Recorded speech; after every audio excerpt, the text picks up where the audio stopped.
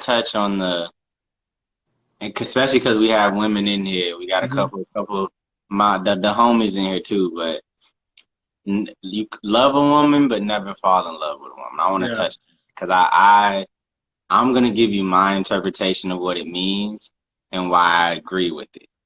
So to me, just going off my past, not gonna say names. The people in here, most people in here know who people are.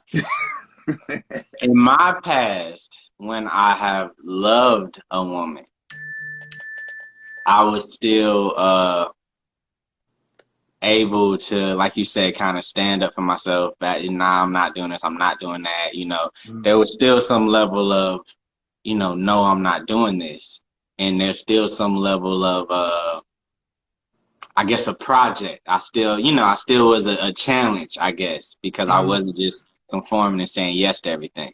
Once I fell in love, my whole purpose was them and making sure, okay, are you good? What can I do for you? And you saw that change in me, Oh yeah. and it became so important to make sure they were happy because of how I seen, my dad treat my mom and my brother treat his wife.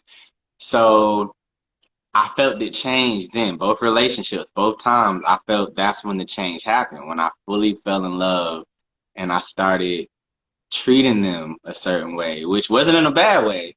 Right. It's like they got bored because that, I guess, bad boy, the project was done. It's like they had got what they were looking for. And now it's like, well, this is no fun no more. You know what I mean? Hmm. So to me, how I interpret that is love her, treat her right, treat her like the queen she is, but never fall weak. Once you fall in love, you're vulnerable and you're weak.